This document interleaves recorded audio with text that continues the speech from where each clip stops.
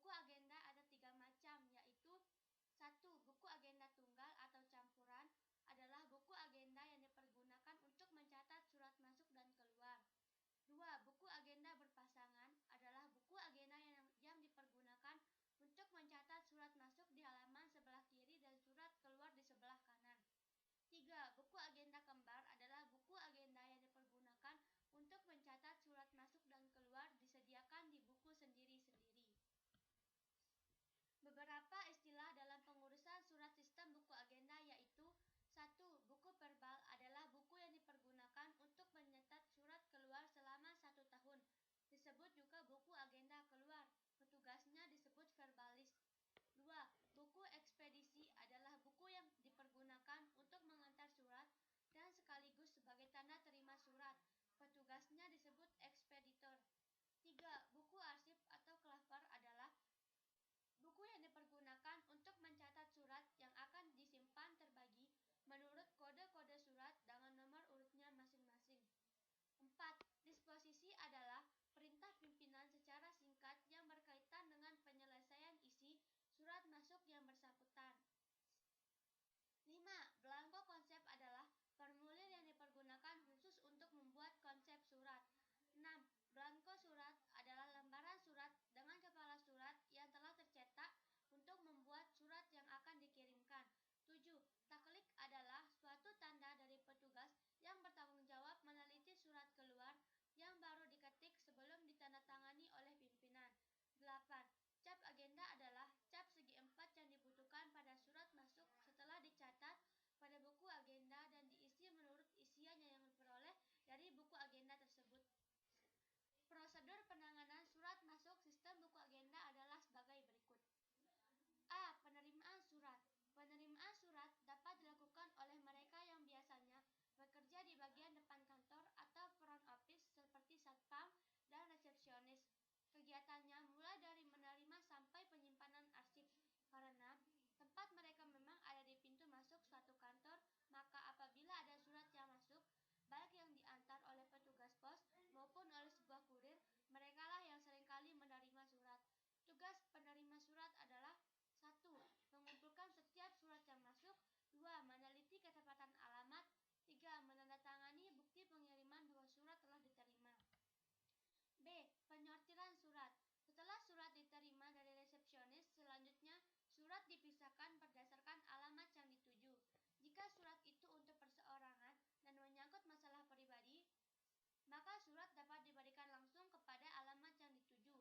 Tetapi apabila surat itu merupakan surat dinas karena menyangkut perusahaan atau organisasi, maka surat tersebut harus diproses lebih lanjut.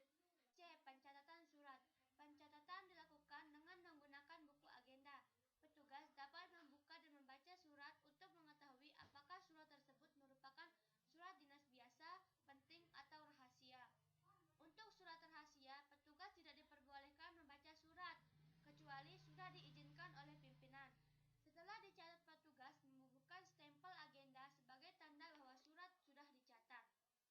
Kemudian, petugas memberikan surat tersebut kepada pimpinan dengan melampirkan lembar disposisi untuk mencatat instruksi pimpinan berkaitan dengan penanganan atau proses selanjutnya dari surat tersebut. D. Pengarahan surat. Pengarahan surat adalah menentukan siapa saja yang selanjutnya akan memproses surat berkaitan dengan permasalahan surat. Pengarahan surat dilakukan oleh pimpinan, karena pimpinanlah yang akan bertanggung jawab terhadap penanganan surat tersebut. E. Penyampaian surat. Jika pimpinan surat sudah menuliskan instruksinya di lembar disposisi, maka surat tersebut berikut lembar disposisinya diberikan kepada orang yang ditunjuk oleh pimpinan yang telah ditulis di lembar disposisi. Saat surat tersebut diberikan kepada orang yang telah ditunjuk, maka yang menerima harus menandatangani bukti